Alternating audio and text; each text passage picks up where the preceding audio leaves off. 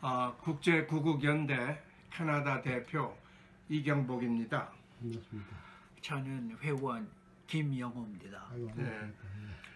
오늘은 2018년 6월 8일 이곳은 캐나다 퀘벡주에 위치한 생시몽이라는 작고 아름다운 마을입니다.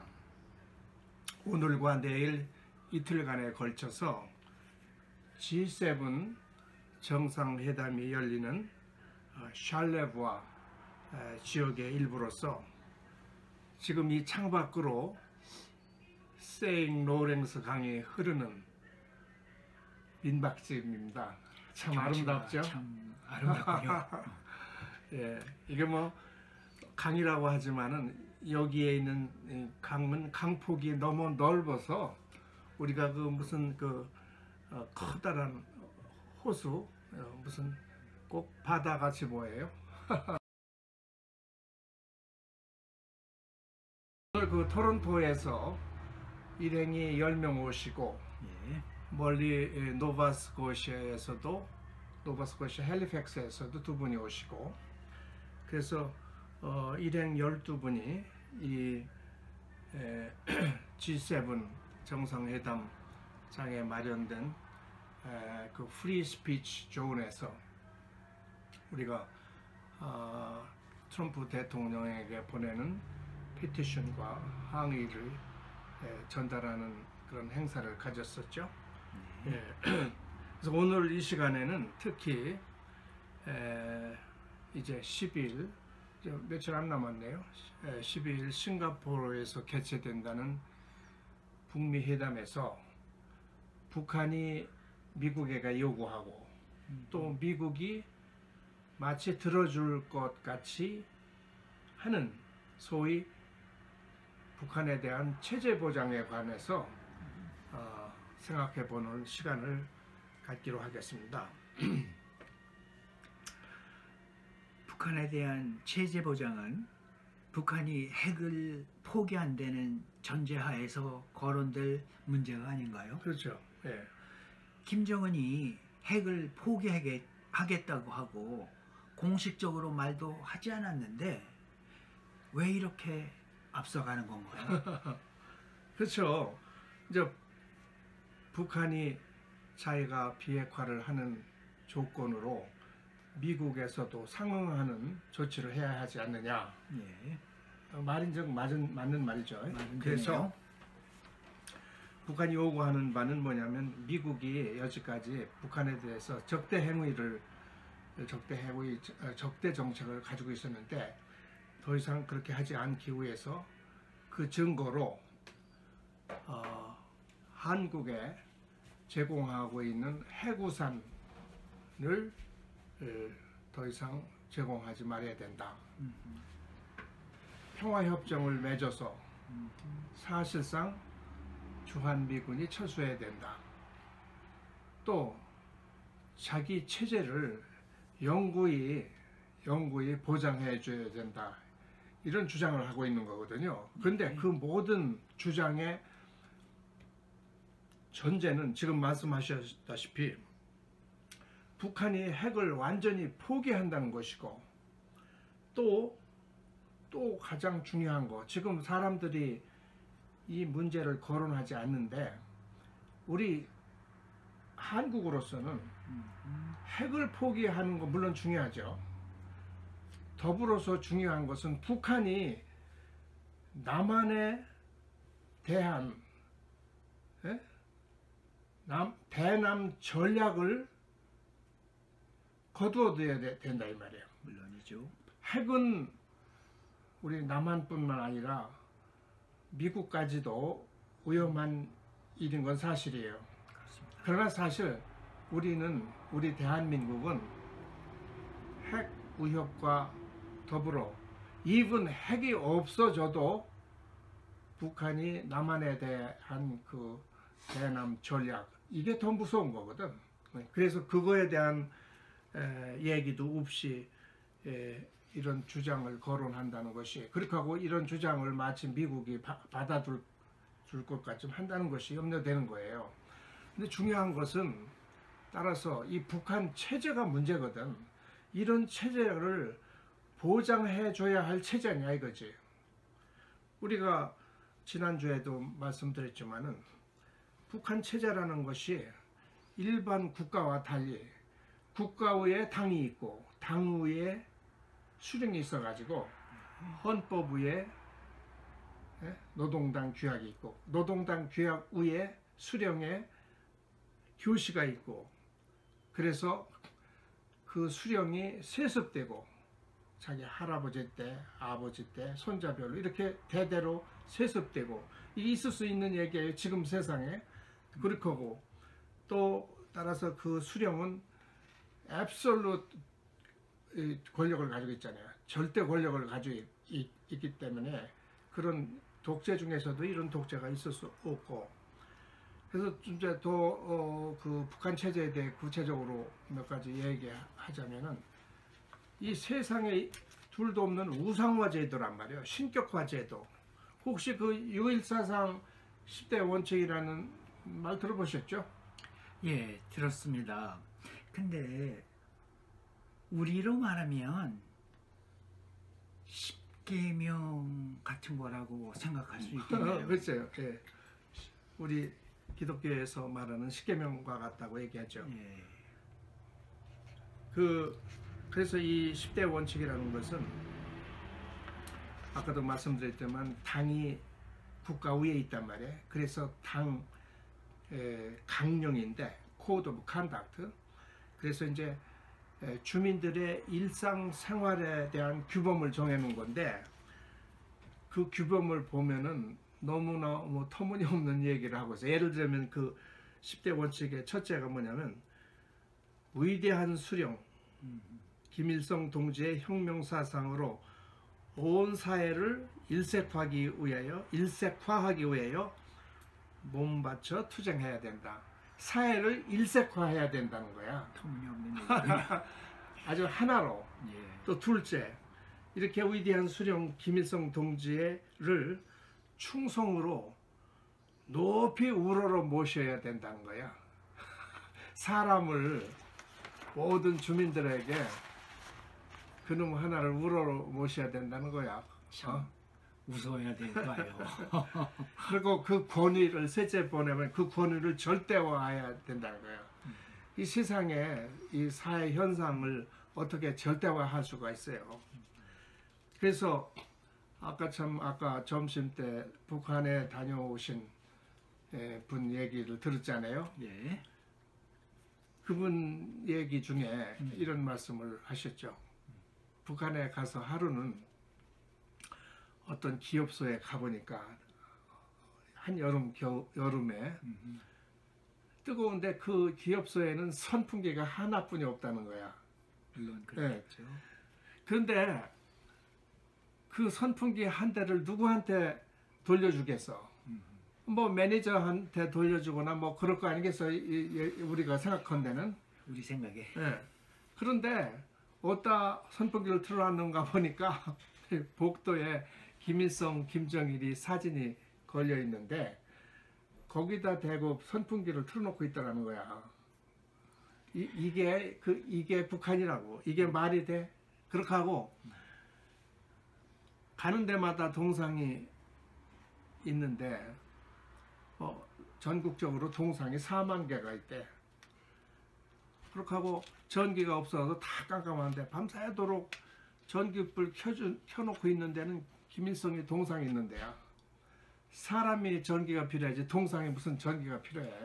그런 나라고 가는 곳곳마다 바위건 이렇게 무슨 돌로 된 건축물이건 쇠로 된 건축물이건 간에 가는 곳마다 있는 표가 뭐냐면 위대한 수령 김일성 동지께서는 우리와 함께 영원히 계신다는 그 표가 있대요.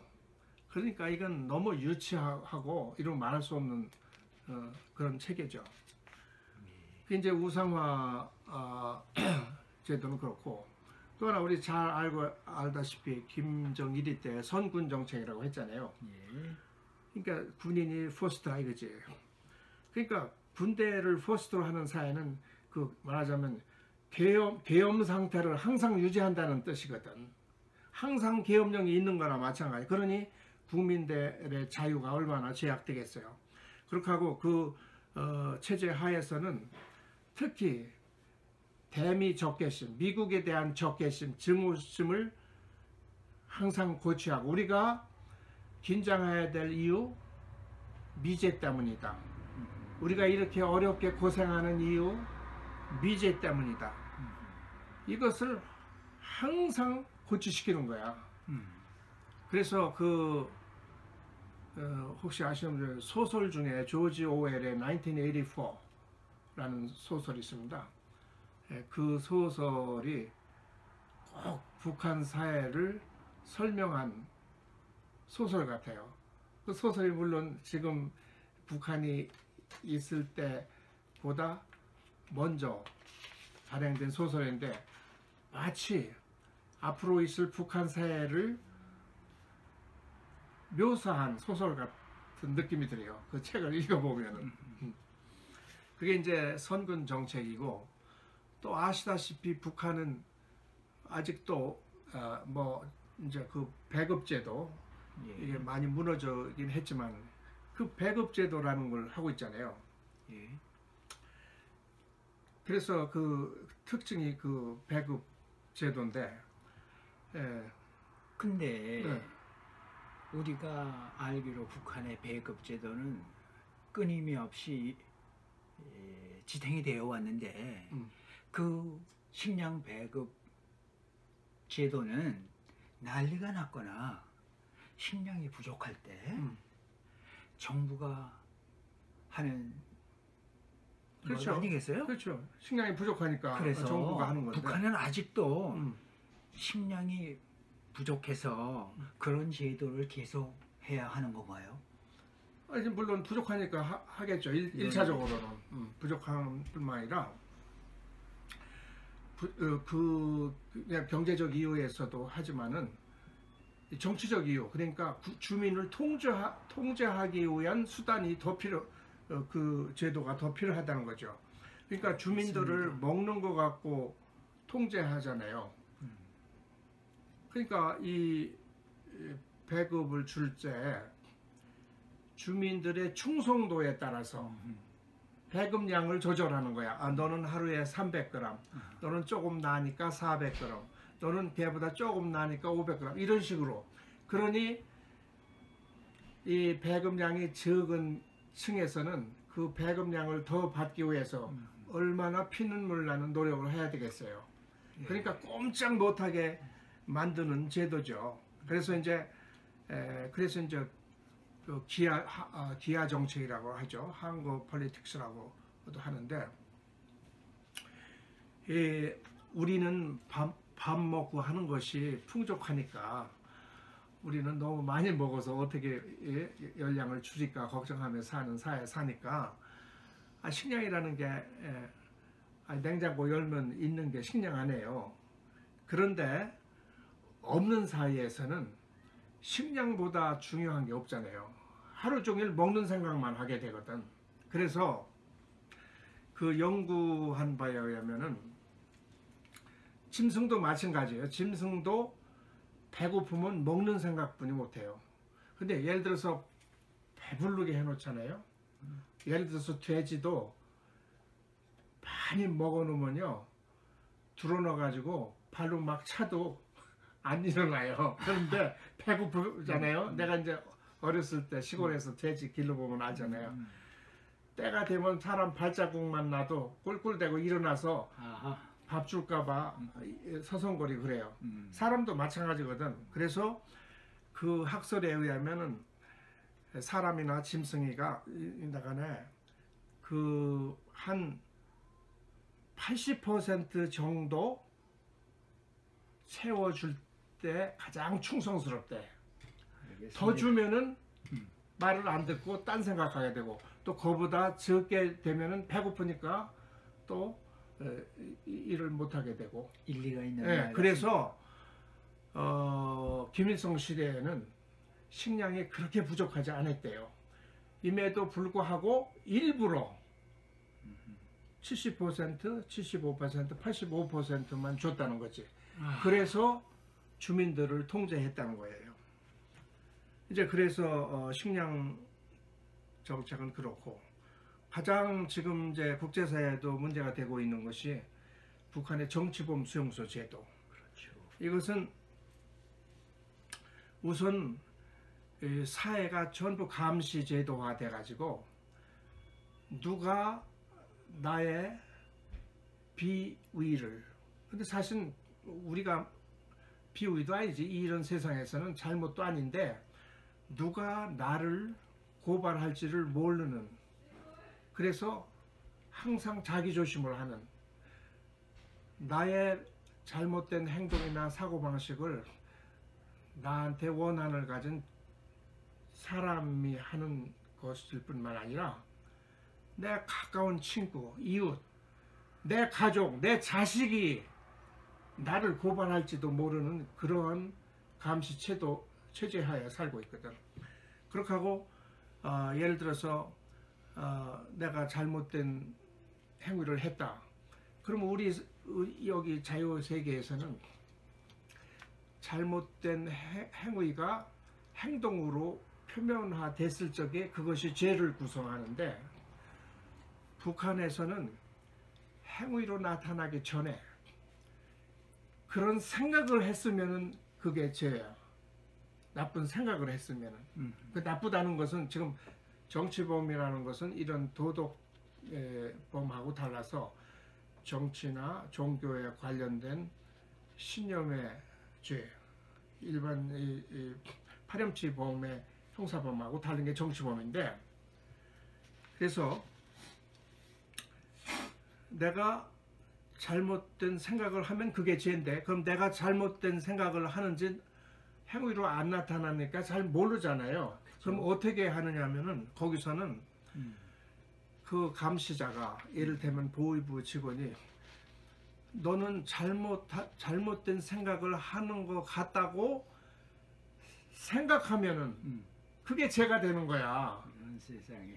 그러니까 영어로 표현하자면 그렇게 뭐라 그럴까, perceived wrongdoings, 그렇게 생각이 되어지면 되는 거야. 근데 그렇게 생각되어지는 경우, 예를 들어서 이런 거예요. 김정은이가 스피치를 하는데 그 국방장관이가 누워있죠. 졸았어. 조금. 왜?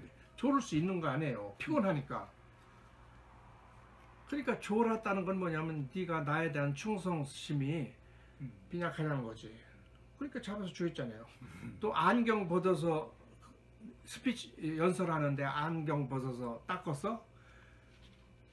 우리도 그렇잖아요. 좀 지루하고 하면 안경 벗어서 닦잖아요. 그러니까 그걸 볼 적에 너는 머리에 반역심이 들어가 있는 거야. 그래서 잡아서 죽이는 거야. 그렇게 하고 또 정치범 수용소라는 데는 그야말로 수용소인데 두 가지 형태가 있다고 그래요. 하나는 혁명화 구역하고 하나는 완전 통제 구역인데, 혁명화 구역은 뭐냐면 인간 개조를 시키는 거야. 노동을 통해서. 그래서 노동을 통해서 인간 개조를 시키는데, 노동을 시키다가 죽으면 그냥이야. 일단 전기범 수용소에 들어가면은 you are no longer a person, 인간이 아니에요. 그냥 동물이나 마찬가지야. 호적이 없어지는. 그러니까 정치범 수용소에서 수용소 보위부가 때려 죽여도 아무 문제가 없는 거야. 이제 그런데 이제 간혹 열심히 그 수감 생활을 해서, 열심히 한다기보다 잘 보여가지고 나오는 경우가 있어요. 그래서 이제 그 경우에 그런 사람들이 지금 남한으로 탈북해서 그 정치범 수용소 얘기를 증언해서 우리가 알게 된 거고. 그렇습니다. 그런데 이제 또 하나는 완전 통제 구역이었는데, 거기는 절대 무슨 일이 있어도 나올 수 없는, 거기서 죽는 체제. 근데 이제 보통 사람들이 그 정치범 수용소의 형태를 옛날에 히틀러의 나치 홀로코스트와 비유를 하잖아요. 근데 그거하고 다른 점은 뭐냐면 히틀러가 유대인을 학살할 적에는 그야말로 집단 학살하기 위해서 그런 시설을 한 거야. 아주 없애버리려고. 예, 예. 그러니까 가스실에다 모아놓고 다 가스 틀어서 죽였단 말이야. 근데 이 정치범 수용, 북한의 정치범 수용소는 그거하고 어떻게 비교되냐면 수용소에 들어있는 수인을 한꺼번에 학살하기 위해서가 아니라 그 귀한 노동력을 왜 죽이냐 이거야. 노동력을 죽을 때까지 뽑아 쓴 다음에 죽이자는 거야. 예. 그러니까 이 잔악성으로 말하면 홀로코스트가 비교가 안 되는 거예요. 예. 그래서 얼마 전에 뉴스를 보니까 예. 북한의 정치범들을 핵실험장 인부로 썼다고 하는 얘기를 들었습니다. 예. 그러니 사실일 것 같네요. 그러니까 지금 핵실험을 한 데가 풍계리라는 데인데 그 함경북도 근데 그 근처에서 살다 온 사람을 제가 만나서 얘기한 적이 있는데 그 만탑산이라는 깊은 높은 산이 있고 그 계곡에 이제 그 핵실험장을 하고 있는데 그 옆에 정치범 수용소가 있는 거야. 아하. 그러니까 아까 얘기했듯이 정치범 수용소 수인은 사람이 아니거든. 그러니까 거기서 일을 하다가 죽어도 관계 없는 사람 아닌 그거야. 그러니까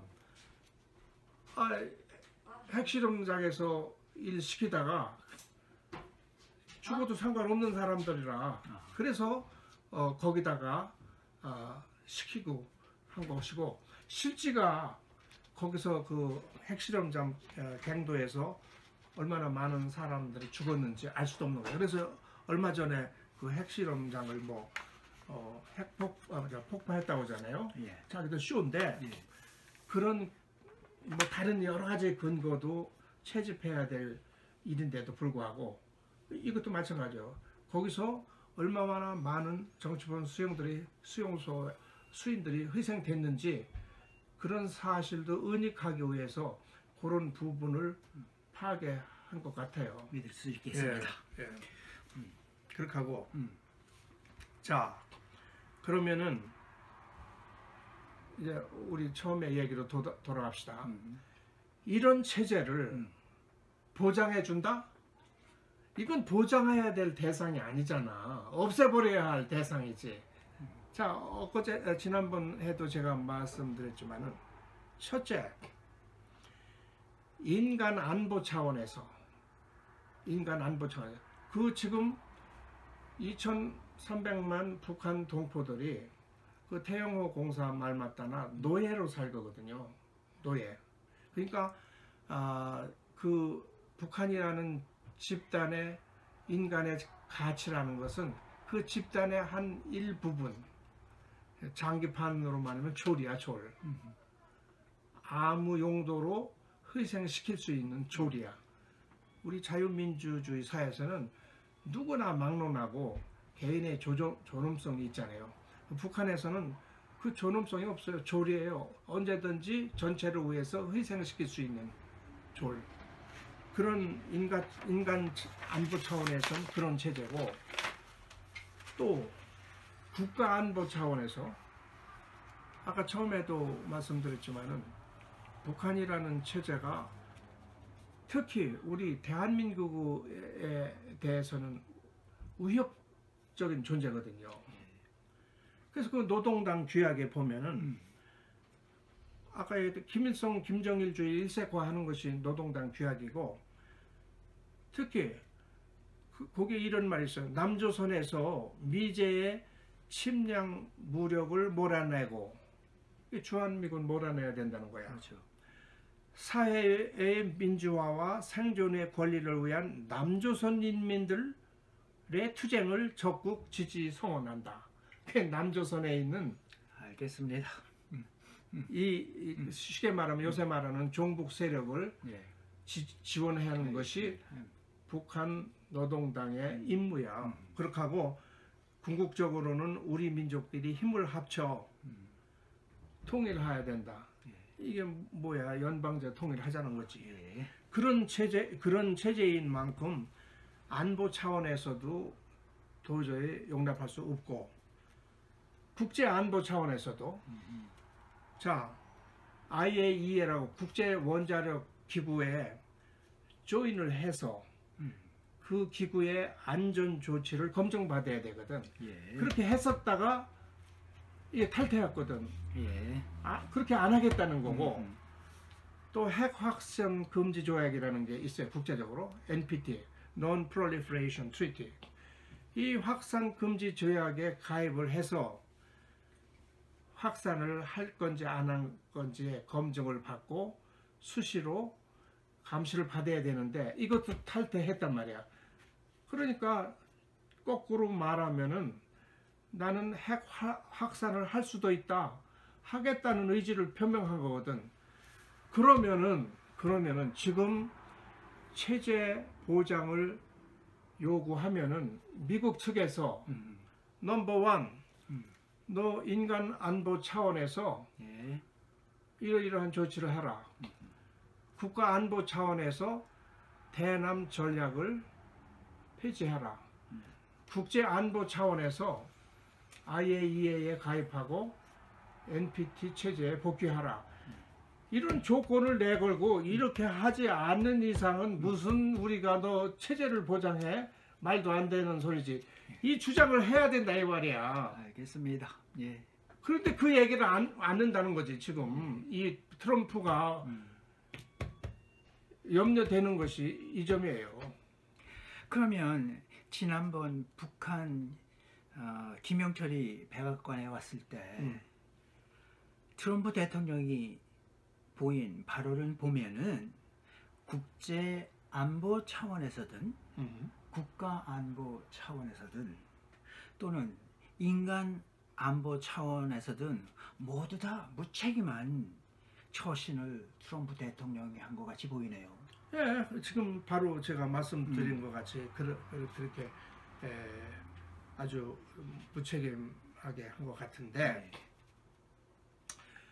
미국 대통령은 첫째는 미국의 대통령이에요. 그러니까 미국을 위해서 미국 국민들을 위해서 복무해야 되는 것이 1차적 책임인 것은 틀림없어요. 1차적으로. 그러나 미국은 다른 나라하고 다른 점은 이 세계 대전 후에 이 세계의 질서를 지도하는 국가거든. 그래서 미국을 우리가 다 존경하고 그 지도력을 고맙게 생각하고 특히 우리 대한민국은 특히 더 그렇게 생각하고 있는 거란 말이야. 그래서 미국 대통령은 미국의 안위뿐만 아니라 동맹국 그리고 국제 안보와 국제 평화에 대해서 도덕적인 책임이 있는 나라예요. 그런데 지금 하는 걸 보면은 뭐 그렇지 않을 수도 있지만 일단 보면은 김정은이가 대륙간 탄도탄을 완성해가지고 그 탄도탄에 핵무기를 탑재해서 미국을 공격하면 어떻게 되느냐 하는 그 염려에 초점이 두고 있는 것 같아. 그래서 그것만 아니라면은 뭐 내가 방방 뛸 필요가 없지 않느냐 이런 식인 것 같다 이거지. 그래서 남한이 적화되건 남한이나 일본이 북한의 핵 위협에 있건 없건 그렇지 않아야 되고 않을 테지만은 지금 하는 걸 봐가지고는 그렇게 나가는 것 같다 이 말이야. 그렇죠. 예. 그러니까 그렇게 사실같이 보이네요. 예. 그래서 그러면 트럼프 대통령이 도대체 무슨 생각을 가지고 있고 이 양반의 정책은 도대체 뭐냐 이런 거에 대해서 퀘스천 해야 되고 그 퀘스천에 대해서 정말 답해야 돼요. 네. 그래서 이제 제가 이렇게 고민을 해보면은 왜 이 양반이 그럴까? 우리 6가지는 잘 했다가 최근에 자기의 스탠스가 굉장히 소프트해지고 변한 것 같다네요. 근데 일설에 의하면 그래요. 이 전에 그 전 미국 대통령 중에 닉슨이 있잖아요. 예. 닉슨이 그 닉슨 닥트린이라는 게 있었거든요. 알고 있죠. 그래서 이 닉슨 대통령이 아이젠하워 때 부통령이었는데 그때 이제 이승만 대통령하고 이 컨택트하고 할 때거든. 근데 이제 이승만 대통령한테 배운 게 있다고 그래. 그 자기 자서전에 보면은 뭘 배웠느냐? 소위 요새 말하는 미치광이 전략이야. 아하. 이승만 대통령이 휴전 노에 거부하면서 우리는 북침해야 된다고 막 하잖아요. 그런데 미국이 볼 적에 아, 저 양반이 왜 저래 저거. 그래서 한때는 이승만 대통령을 실각시키려고 계획까지 했었어요. 미국이. 그건 뭐냐면 근데 이제 이승만 대통령이 닉슨이 왔을 적에 너 내가 왜 이렇게 하는지 아냐? 공산당들한테 대할 적에는 이렇게 해서 내가 무슨 일을 저질를지 몰라야 불확실해야 저놈들이 전략을 흐트려 놓을 수 있다는 거야. 그래서 자기가 아주 감명 깊게 그 말을 들었다고 했는데 닉슨이 나중에 대통령이 됐잖아요. 그 정책을 한 거야. 아하. 그래서 그 미치광이 전략이라는 게 거기서 나왔고 이 트럼프는 또 이 닉슨하고 어떤 관계가 되냐면 닉슨 대통령이 생전에 트럼프 대통령을 지금 트럼프를 만난 적이 있는데 서로 얘기하다 보니까 너 나중에 미국 대통령 되겠다고 그렇게 예언을 했대. 예. 그래서 이제 그렇잖아요. 그러니까 지금도 백악관에 자기 방에 들어가면 닉슨이 뭐 해준 그거 걸어놓고 있대요. 오. 그래서 그 닉슨이 임기 중에 한 것이 닉슨 닥트린이 뭐냐면은 그때 한참 이 월남전에 미국이 개입해가지고 골머리를 썩을 때거든. 근데 이걸 빠져나와야 되는데 무슨 원칙이 있어야 되잖아요. 그 원칙이 뭐냐면 각 나라들과 우리가 맺은 조약은 우리가 물론 충실히 수행한다. 그러나 각 국가는 니들은 니 스스로 방위를 책임져야 져라 하는 그렇죠. 닥트린이고 그 대신에 아. 우리가 니들이 자체 방위를 하기 힘든 부분에 대해서는 무기를 제공해 준다. 그게 닥트린, 닉슨 닥트린이거든. 근데 아다시피 이 월남 그 닥트린에 의해서 미군이 철수하고 미군이 가졌던 무기 플러스 미국에서 추가로 무기를 월남군에 제공했죠. 제공한 무기만 있으면 뭐예요? 무기를 쓸 놈들이 의지가 없는데 그렇겠죠. 미군이 존재하는 것과 미국 무기를 주는 것하고는 비교가 안 되거든. 그래서 한국과 관련해서도 미군이 왜 가서 욕먹고 있으며 왜 거기다 돈을 낭비하며 또 무역을 통해서도 왜 손해를 보느냐. 이 트럼프의 한국에 대한 이미지가 이런 거야. 아주 공개적으로 그런 얘기를 했잖아요. 그러니까 뭐 경우에 따라서는 주한미군 철수시킬 수가 있고 더 중요한 것은 그러면 대한민국 정부가 안 된다고 해야 되는데 지금 이 문재인이 나가라고 하는 거 아니야. 사실상 전작권 전시작전 것도 해소해야 된다. 그러니까 아까 처음에 얘기했지만은 지금 대한민국의 가장 중요한 문제는 핵 문제와 더불어 또는 핵보다 더 중요한 문제는 북한의 대남 전략이거든. 만약에 미국이 북한하고 무슨 평화 협정을 한다든가 하는 말을 한다 하더라도 no, 북한이 대남 전략을 폐기하기 전에는 절대 안 된다. 이것을 주장해야 되거든. 그렇죠. 그런데 김정은이 편이 들어가지고 그 얘기는 아주 김정은이가 요구하는 말을 들어주라고 거간 노릇을 하고 있잖아. 이런 근데 보세요. 일본은 아베는 말이죠. 어저께 여기 오기 전에 백악관에서 만났어요. 북한이 핵 폐기하는 건 물론 중요하다. 그거는 뭐 너도 나도 그들도 누구도 다 필요해. 우리 일본으로서는 그것도 중요하지만은 납북된 일본인들을 돌려달라. 그 주장을 관철시키기 전에는 일본으로서는 당신이 북한하고 교섭하는 거 달갑지 않게 생각한다. 이렇게 나오는 거야. 근데 납북자가 그 몇 명 돼? 20명도 안 되거든.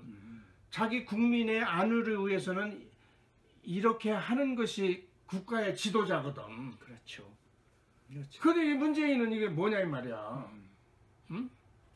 말도 안 되고. 근데 문재인도 문재인이지만 또 그 밑에 있는 저 국민들하고 그 밑에 사회 지도자들은 뭐냐고. 이게 전부 약간 어떻게 대한민국 국민이 뭐 다는 아니겠지. 그렇지 않은 정말 지금 열 애국자들이 많이 있는데 전체적으로 봐서는 이게 말도 안 되는 상황이 벌어지고 있는 거예요. 자, 그래서 이제 우리가 오늘도 G7 정상회담장에 갔는데 물론 G7 회담장에 뭐 가까이 갈 수는 없죠. 근데 가보니까 그 프리 스피치 존이라는 걸 만들어 가지고 G7 리더들한테 하고 싶은 얘기를 하라고 자리를 만들어 줬지 않습니까? 굉장히 참 적법하게 프로테스트 할 공간과 시간을 주는 거예요.